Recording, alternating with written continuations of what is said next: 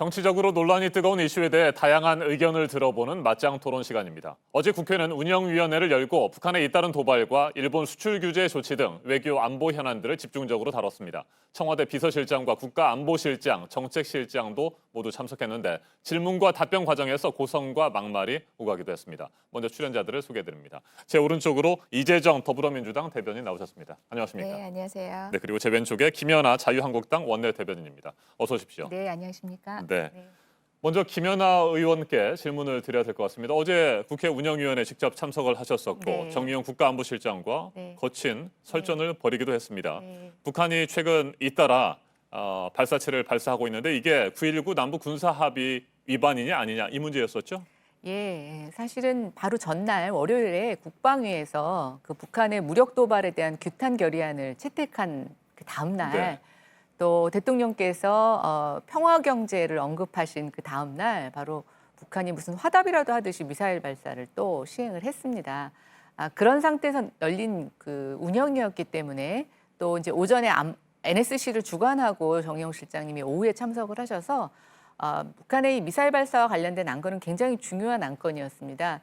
특히 지금 이제 계속 이견이 있기는 하지만 전날 정경도 국방부 장관께서 국방위에서 발언하시면서 네. 군사합의 위반을 의심하고 할 수 있는 또 그렇게 추측할 수 있는 모호한 답변들을 외통위와 국방위에서 발언을 하셔서 제가 사실은 이제 그거를 확인하는 차원에서 물어봤었는데 정의용 실장님은 굉장히 단호하게 위반이 아니라고 얘기를 하셨고 제 판단에는 군사적 판단으로는 위반이 분명한데 네. 이게 정치적이나 정무적 또 외교적으로 판단할 때 청와대에서 이 판단을 인정하는 것 자체를 굉장히 꺼려하는 듯한 느낌을 받았습니다. 그래서 어제 이제 그 얘기를 서로 주고받느냐고 얘기가 좀 길어졌고 제 판단에는 정의용 실장님이 좀 굉장히 예민해져 계시다. 네. 지금 북한 미사일과 관련돼서 대통령 입장도 좀 곤란하신 상황이고 또 한일 경제협력, 무역 정쟁과 관련된 내용도 지금 굉장히 민감하게 올라오고 있어서 저는 청와대가 이 부분에 있어서 굉장히 몸을 사리고 있고 좀 예민해 있다. 그런 결론을 얻었습니다. 네. 이재정 의원께서는 어제 국회 운영위원회 어떻게 보셨습니까? 네, 말씀하신 대로 그저께 국방위에 연이어서 비슷한 이슈 계속 논의가 있었는데요. 국가 위기 국면이라는 측면에서는 모든 국민이 예의주시하면서 바라봤던 국회 일정이었던 것 같습니다. 일본 경제 위기라든지 그리고 또 한반도 평화 프로세스 가운데 있었던 북한의 발사체 문제라든지 사실상 예민하게 들여다봐야 되는, 정말 섬세하게 들여다봐야 되는 그런 형국이었는데요. 그럼에도 불구하고 정경도 국방장관에게 또다시 북한의 대변인이냐라는 식의 말이 오가기도 했고요. 그리고 어제 같은 상황에서도 안보 인식에 대해서 전체 판에서 그림을 읽고 그다음에 우리의 대응, 향후 나가야 할 방향에 대한 진지한 고민보다는 말꼬리 물기에 국한된 어떤 정쟁에 불과한 모습 때문에 국민들이 다소 실망하는 모습이 아니었을까. 그리고 저 역시도 보수 야당이 최고의 강점이 뭡니까? 그간 내세워왔던 게 안보와 외교 아닙니까? 그럼에도 불구하고 현재 보여주고 있는 모습은 세계 질서 변화는 하나도 보지 못하고 앞에 있는 하나의 어떤 거리에 정쟁거리로 활용할 만하면 거기에만 천착한다는 모습을 지울 수 없었습니다. 어제도 그랬고요. 누구보다 눈살을 찌푸리게 했던 것이 역시나 했는데 역시나 했던 곽상도 의원 아니었을까 싶은데요. 어제도 문재인 대통령 관련한 내용을 물고 늘어졌습니다. 우리 관련 청와대 관계자도 이야기를 했겠지만 사실상 면책특권을 활용한 확인되지 않는 정보를 오도하는 그런 식의 질의에 불과했습니다. 정론관에서만 했더라도 사실 그런 내용들은 책임져야 되는 내용이거든요. 어쨌든 조금 다소 아쉬운 감 없지 않았습니다. 네, 문재인 대통령이 과거 변호사 시절에 맡았던 소송에 대해서도 문제가 제기됐습니다. 네. 같은 자유한국당 의원이 제기한 문제인데 이 부분에 대해서 어떻게 생각하십니까, 이제 김연아 의원? 이재정 대변인께서 말씀하시니까 저도 언급을 하겠습니다. 이제 그걸 지적하신 분이 곽상도 의원님이시고요. 곽상도 의원님은 이미 정론관에서 그것을 발표를 하셨습니다. 근데 어제 곽상도 의원님 발언하시기 바로 전에 민주당 의원께서 그분이 어제 2번 정도 질의를 하셨는데 2번 질의 다 그 곽상도 의원 문제 제기에 대해서 굉장히 청와대와 대통령을 방어하는 뜻의 발언을 시종일관하셨습니다. 곽상도 의원께서는 사실은 그 문제를 지적 안 할래야 안 할 수 없는 상황을 먼저 민주당이 만들어줬고 저는 어제 여당이 그 운영위원회에서 지금 국방이나 외교 문제 또 경제 문제가 굉장히 어려워지면서 항상 여당은 그랬습니다. 운영위원회에서 청와대를 방어하는 그런 발언과 질의를 하게 됐는데 그런 중에서 먼저 일종의 분위기를 형성했다라고 말씀을 드릴 수 있고요.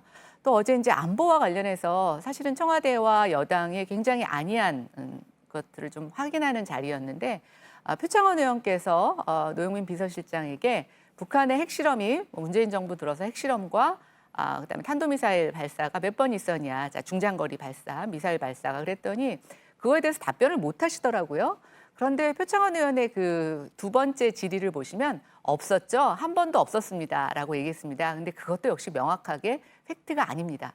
어제 민주당은 문재인 정부 이후에 굉장히 평화 분위기가 형성됐다라는 것을 사실상 유도하기 위한 유도 질문을 했다가 서로가 정말 코미디 같은 해프닝을 일으켰는데요. 저는 그렇게 생각합니다. 지금 안보, 경제 굉장히 위급한 상황이죠. 그리고 힘을 모아도 진짜 뚫기 어려운 상황입니다. 그런데 민주연구원에서는 이 반일 감정을 고조시키는 것이 총선에 유리하다라고 하는 내부 보고서를 먼저 발표했다가 논란을 일으켰는데 이미 청와대에서 그만두신 조국 수석 또 어제 보니까 정봉주 전 의원이 그 일본 가면 코피 터진다라고 하는 것을 홍보하는 티와 그런 것들을 만들어서 지금 판매하시면서 누리꾼들의 굉장히 큰 비난을 받고 계십니다. 진짜 이 상황을 정쟁으로 이용하는 게 누군지 집권 여당이 아닌지 저는 한번 문제 제기를 하면서 우리 그러지 말고 이 위기를 좀 헤쳐나가자라고 제안을 드리고 싶습니다. 네. 핵실험이나 발사체 발사의 횟수에 대해서는 분명히 팩트에 문제가 있었고 네. 틀린 표현들이 좀 있었습니다. 자, 그런데 표창원 의원이 제기했던 안보 정세가 과거 정권에 비해서는 그래도 평화적이지 않느냐. 이 같은 의견에 대해서는 어떻게 생각하십니까? 그러니까 이제 그건 어떻게 보느냐에 네. 따라 달라지는데요. 저는 이렇게 생각합니다. 문재인 정부가 하나 성공한 게 있습니다. 왜냐하면 국제적인 왕따였던 김정은을 국제사회에 대비시켜 준 거는 저는 문재인 정부의 공로라고 생각이 됩니다. 그런데 김정은이 그 이후의 행보를 한번 보십시오. 우리를 지금 패스하고 북한과 미국과 직접 대화를 하려고 하고 있습니다. 김정은이 미사일을 발사하면서 연일 우리에게 보내는 메시지가 있습니다. 문재인 대통령을 문재인 대통령이라고 부르지 않습니다. 남조선 당국자라고 하고 있고 어제는 하물며 우리에게 맞을 짓을 하지 말라라고 얘기를 하고 있습니다. 오지랖 넓은 중재자부터 시작해서 지금 1년 동안 문재인 대통령께서 얼마나 많이 참으셨어야 했을까. 어떤 저런 얘기를 듣고 정말 무리하지 않습니까? 그거에 대해서 왜 우리가 한마디 항의도 하지 못합니까? 어제 정의용 실장에게 제가 그랬습니다. 미사일 발사 이후에 군사 위반, 합의 위반이냐 아니냐를 떠나서 북한에게 우리가 항의를 했느냐. 항의를 하고 계신다고 하십니다. 그래서 제가 다시 여쭤봤어요. 그럼 항의라면 답변이 어떠냐? 답변에 대해서는 밝히지 못하고 계십니다. 그러면서 계속 전화를 하는데 그쪽에서는 뚜렷한 답변이 없다라는 얘기를 하고 계십니다. 이 상황에 대해서 야당이 그럼 지적 안 할 수 있겠습니까? 저는 굉장히 문재인 대통령이 안타깝습니다. 왜 북한 김정은에 대해서 이렇게 김정은을 국제적으로 살려줬는데 이런 대접을 받으시는지 저는 정말 국민의 한 사람으로서 화가 납니다. 네, 이재정 의원 반론을 하셔야 될 것 같습니다. 예, 긴 말씀 주셨으니까 다소 시간을 길게 네. 주시면 합니다. 먼저 민주연구원 보고서 관련해서 해프닝이었죠. 다만 여기서 주목할 부분은 이 상황에서 제가 제1야당이라면은 느꼈을 것 같아요. 친일 프레임에서 우리가 발버둥 치는 방법은 저 말 한마디에 발끈하는 것들이 아니라 정말 친일인가 아닌가, 정말 내년 총선은 시쳇말로 한일전이 아닌가라는 그런 일각의 어떤 비난 섞인 힐난 쪽 섞인 이런 이야기들에 부응하지 않기 위해서 우리가 무엇을 점검하고 다시 정책을 수립해야 되는지에 대해서 점검한 기회로 삼으셨더라면 어떨까 생각합니다. 문재인 정부 선거를 위한 그런 기획을 할 수 있을 여력도 없고 그럴 때도 아닙니다. 더불어민주당 역시 정말 어떤 프로파간다를 스스로 리드해가지고 전국민적 성원을 얻을 수 있다면 정말 난 정당이죠. 그렇지 않습니다. 지금적 국민적 공분의 상황들, 국민적 운동이 일어나고 있는 상황을 그런 보고서 하나를 가지고 힐난하는 방식으로 가서는 안 된다고 생각하고요. 저는 분명히 말씀드리건데 안보 문제만큼은 단순하게 볼 수 없습니다. 2017년 당시만 생각해 보십시오. 우리나라 전쟁 위기 직전이었습니다. 이것은 어떻게 보기에 따라서 다른 게 아닙니다. 북한에 대한 선제 공격까지 검토했던 것이 이 동맹국의 입장이었습니다. 뿐만 아니라 그런 측면에서 바라봤을 때 문재인 정부의 안보 전략, 외교 전략이 수립되고 난 뒤에는 관련한 도발 없었던 겁니다. 핵 미사일 도발 없었던 겁니다. 아마 표창원 의원은 그 점을 지적하고 싶었던 것입니다. 문재인 정부에는 없었다라는 식의 얘기는 문재인 정부의 평화 외교 정책이 시행되기 직전 상황을 미처 고려하지 못한 것이고요. 그 정권 초기의 얘기는 사실상 이명박 박근혜 정부의 외교안보 위기의 연장선상에 있었던 거죠. 다행스럽게도 그것이 타결돼서 동북아 정세의 평화 그리고 세계 평화까지도 이야기할 수 있는 상황에 이르는 것입니다. 지금 현재 북한의 미사일 발사체와 관련해서는 여러 가지 해석들이 있지만 실질적으로 지금 한미 연합훈련이 진행되고 있습니다. 그 점에 대한 북한의 거듭된 메시지도 있는 상황이고요. 그리고 또 F-35 도입 같은 신종 무기 도입에 대한 북한의 불만도 있습니다. 저는 한편에서는 이렇게 보십시오.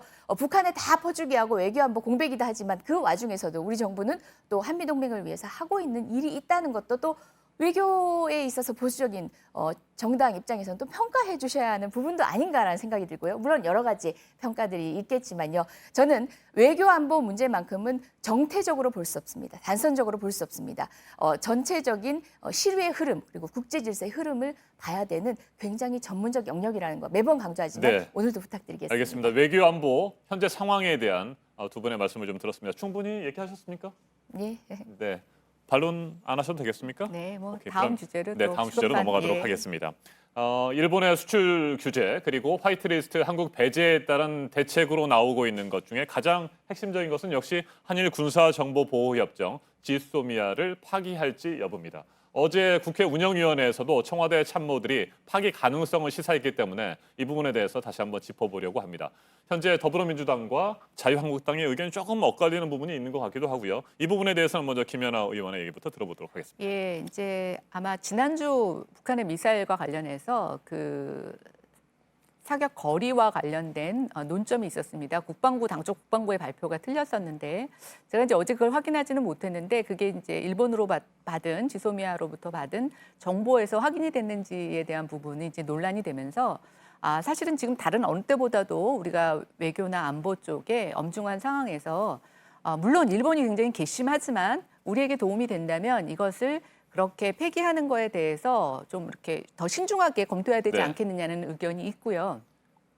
또 하나 이제 그 지소미아와 관련해서 지금 여당에서는 굉장히 엄중하게 이것이 꼭 폐기하는 것만이 우리에게 이로운 것처럼 얘기를 하고 있습니다.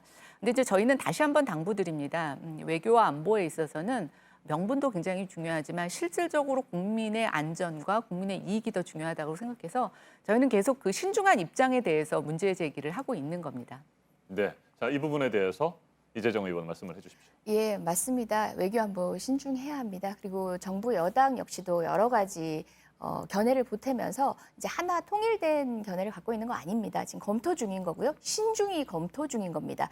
아마도 정부 관계자 이야기, 국회에 출석해서 발언하시는 많은 분들의 일성들도 검토해보고 있다라는 것이고 그것들이 사실상 진지한 검토 아닌가라는 추측에서 언론들이 이렇게 보도를 하고 있는 건데요. 그럼에도 불구하고 우리가 이야기하고 있는 이 지소미아 같은 경우는요.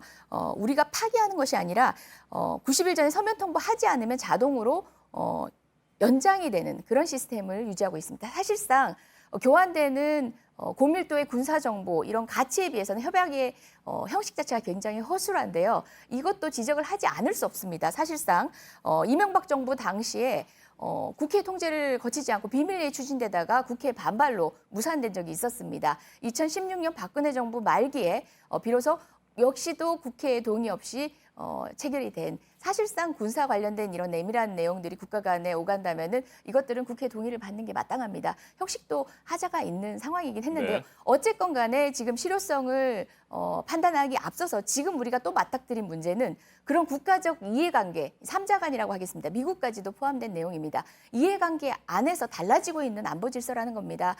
지금 현재 일본 같은 경우는 경제, 안보 등 여러 가지 명분을 가지고 이야기하고 있는데요. 우리가 이것을 굳건히 지키겠다라고 선언하는 것만으로 되지 않는 상호 신뢰 관계에 있어서 심각한 균열이 있는 국제적인 이런 상황, 그 관계의 상황을 인식할 수밖에 없는 거로. 그리고 또 어떤 결정을 아직 하고 있지 않습니다. 하지만 진지한 검토를 해야 되는 때라는 것은 부정할 수 없을 것 저는 같습니다. 굉장히 그 점 감사하게 생각하고요. 사실은 이제 지소미아는 제가 기억하기로는 정의당에서 이것을 네. 폐기해야 된다고 문제 제기를 하면서 이제 정치권에서 이슈가 됐습니다.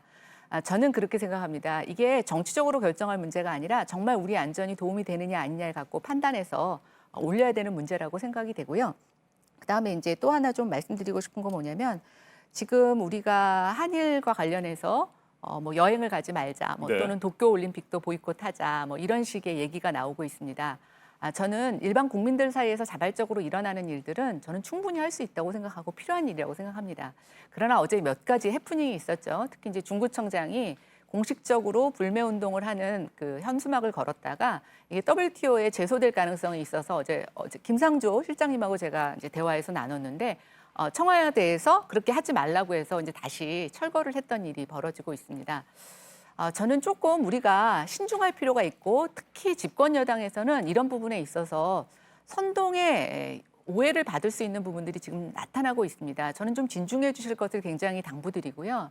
어떤 측면에 있어서라도 우리가 철저한 이익과 그런 실리를 계산하고 나서 의사결정을 하는 것이 더 중요한 것이지 국민들은 우리가 올바른 방법이라고 하면 설득하면 됩니다. 그리고 이제 제가 이재정 대변인이나 뭐 민주당에게 좀 말씀드리고 싶은 게 있습니다. 문재인 정부의 국정의 목표는 이명박 정부나 박근혜 정부보다 잘하는 게 목적이 돼서는 안 된다고 생각이 됩니다. 이제는 전반기에 문재인 정부의 실정이나 실적보다 더 나은 걸 추구하셔야 된다고 생각하는데 저희가 뭐라고 지적만 하면 박근혜 정부 때보다 잘한다, 이명박 정부 때보다 잘한다. 저는 그것을 넘으셔야 되는 단계가 이제는 왔다고 생각이 되고 네. 이제는 좀 비교치를 높이 잡으셨으면 좋겠다는 제안 드립니다. 알겠습니다. 네. 자, 여기까지 네. 듣기로 하고요. 끝으로 이재정 의원님께 마지막 예. 한 번의 발언 기회가 있습니다. 예, 문재인 정부 단 한 번도 이명박 박근혜 정부와 비교되는 것을 자족한 적 없습니다. 아주 자존심 상하는 이야기고요. 국가가 헌정 질서가 완전히 무너졌던 그리고 국민 모두를 전쟁 앞에 내몰았던 그 당시와는 비교할 수 없죠. 우리는 지금 평화 공존만이 아니라 나아간다는 것, 그 정도의 자족하는 것들이 아니라 경제의 새로운 모멘텀을 남북 관계의 변화를 통해서 이끌어내려고 노력하고 있습니다. 그리고 또 변화하는 국제 질서에 기존과는 다른 국제적 위상을 가진 대한민국의 목소리가 그 질서 안에 반영되도록 하고 있습니다. 우리 국민들의 공분들 차분하라고 요구할 수 없는 정치권입니다. 그것을 우리는 협상의 등에 업어야 합니다. 그런 측면에서 정치권에서도 한 목소리로 그리고 또 때로는 강한 목소리에 힘을 주는 것도 그렇게 강조하시는 외교적 협상을 위한 우리 모두의 지혜가 아닐까 생각해 봅니다. 알겠습니다. 여기까지 듣겠습니다. 국회 운영위원회에 대한 평가 그리고 일본에 대한 맞대응 전략을 중심으로 오늘 토론을 진행해 봤습니다. 오늘 맞짱 토론 이재정 더불어민주당 대변인 그리고 김연아 자유한국당 원내대변인과 함께했습니다. 두 분 토론 잘 들었습니다. 감사합니다. 네, 감사합니다. 감사합니다.